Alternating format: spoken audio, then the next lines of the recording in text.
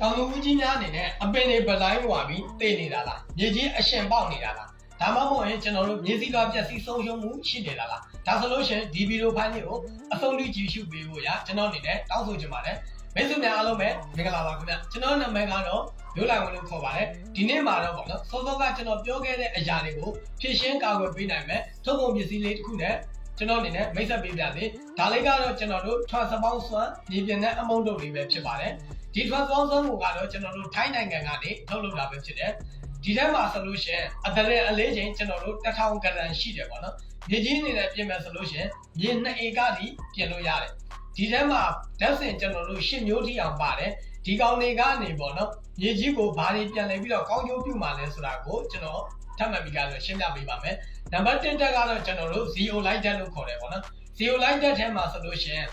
ဓာတုဓာတ်မြေဩဇာတွေအသုံးပြုပါများလို့မြေကြီးထဲမှာရှိတဲ့အစိတ်တောက်ဓာတုချက်ဓာတ်ကျွန်းဓာတ်ကြံတွေကိုဒီကောင်ကဖယ်ရှားပေးနိုင်ဆိုတာရှိတယ်နောက်တစ်ခုနံပါတ်2အချက်ကတော့ dolomite ဓာတ်ပေါ့နော်ဒီဓာတ်ကရောက်တော့ပေါ့နော်ကျွန်တော်တို့မြေကြီးအစာအာဟာရအားနည်းပြီးကြရောက်တော့ပေါ့နော်အပင်တွေဗလိုင်းဝါပြီးတေးတာတွေအရွက်ဝါတာတွေအရွက်ကုတ်တာတွေကိုကာကွယ်ပေးနိုင်ဆိုတာရှိမယ်ပေါ့နော်နံပါတ်3ကတော့ကျွန်တော်တို့ phosphate ကြောင့်ကျွန်တော်တို့ပေါ့နော်မြေကြီးအရှင်ပေါက်တယ်ဆိုလို့ရှိရင်တောင်သူဦးကြီးတို့အနေနဲ့ထုံးနဲ့ပြင်ကြတယ်ပေါ့နော်ထုံးနဲ့ပြင်ကြတယ်အရှင်ကဏ္ဍပြင်ကြအောင်သို့ပေမဲ့ပေါ့နော်ဒီ phosphate ကြောင့်ကရောက်တော့ထုံးတတ်ပါဝင်တာဖြစ်တဲ့အတွက်ကြောင့်မလို့ထုံးသီးတန်ပတ်စရာမလိုတော့ဘူးပေါ့နော်နောက်တစ်ခုကျွန်တော်တို့ premium humic ပေါ့နော်ဒီဓာတ်ကရောက်တော့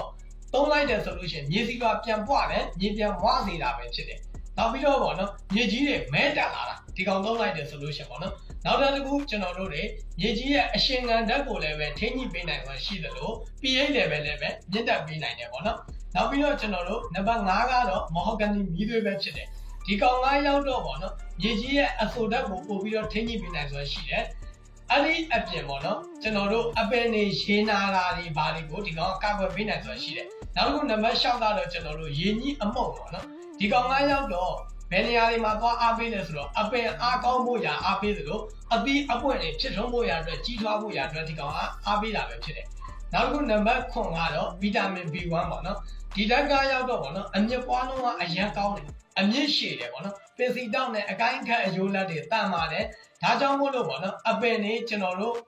အရွက်ကုတ်တာတွေကာကွယ်ပေးတယ်တော်ရုံတိုင်ရုံမှုယောဂါတွေပါနေလည်းပဲကာကွယ်ပေးနိုင်ဆိုတာရှိတာဖြစ်တယ်ပေါ့နော်နောက်တစ်ခုကျွန်တော်တို့နံပါတ်6ကတော့အမိုင်နိုအက်ဆစ်ပဲဖြစ်တယ်နေအောင်ကြည်နဲ့အစာရှက်လုပ်တဲ့နေရာမှာအရန်အားကောင်းတယ်ဒီကောင်ကရောက်တော့ယာဒီဥရုရဲ့ဓာတ်ကိုလည်းပဲပို့ပြီးတော့ခံနိုင်စေသလိုပေါ့နော်မြေရွေးပိုးတွေလည်းပဲကာကွယ်ပေးတယ်ဒီကောင်သုံးတယ်ဆိုလို့ရှိရင်ပေါ့နော်တီဂရီဘာတွေပြန်ပြီးတော့လာစေတာပဲဖြစ်တယ်ပေါ့နော်ဒီကောင် transform စွမ်းလေးကိုဘယ်လိုမျိုးအသုံးပြုရမှာလဲဆိုတော့ပေါ့နော်ကျွန်တော်ပြောပြပေးပါမယ်ဒီကောင်က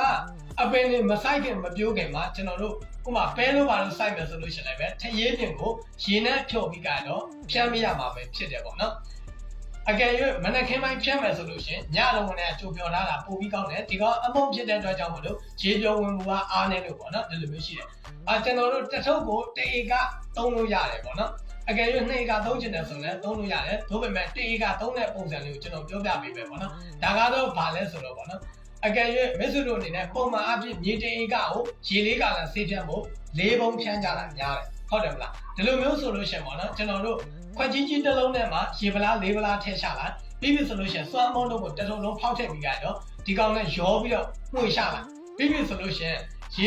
ေဆေးဖြန်းပုံတစ်ပုံကိုရောပြီးသားခွက်တစ်ခွက်ပြန်ထဲကျန်တာကိုရေရောပြီးကြတော့တစ်ခွက်ကိုတစ်ပုံတေကောက်၄ပုံလုံးနဲ့ပတ်ဖြန်းပြီးလို့ရတယ်ပေါ့နော်ဒီကောင်အသုံးပြုတယ်ဆိုလို့ရှိရင်ကျွန်တော်တို့တခြားသောမြေစီမြေကန်တွေနဲ့15ပတ်လည်လို့ဘာလို့ထပ်ပြီးကတော့အသုံးပြုစရာမလိုတော့ဘူးငါရှိမုံတွေချက်ရှိမုံတွေဂျက်စင်မုံတွေထုံးနေလည်းပဲကျွန်တော်တို့ထပ်ပြီးကတော့အသုံးပြုစရာမလိုတော့ဘူးပေါ့နော်ဒီဗီဒီယိုဖိုင်လေးကမိတ်ဆွေတို့အတွက်အကျိုးရှိမယ်ဆိုလို့ရှိရင်ကျွန်တော်တို့ comment အောက်မှာ hi လို့ရေးလာပေးကြမယ်ပေါ့နော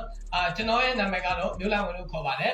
်ဒီဗီဒီယိုဖိုင်လေးကိုအဆုံးထိအောင်ကြည့်ရှုပေးကြတဲ့အတွက်မိတ်ဆွေများအားလုံးကိုကျွန်တော်အနေနဲ့ကျေးဇူးများတင်ပါတယ်နောက်ထပ်ဗီဒီယိုတွေမှာကျွန်တော်တို့ပြန်လည်ပြီးတော့ဆုံတွေ့ကြမယ်ခင်ဗျာ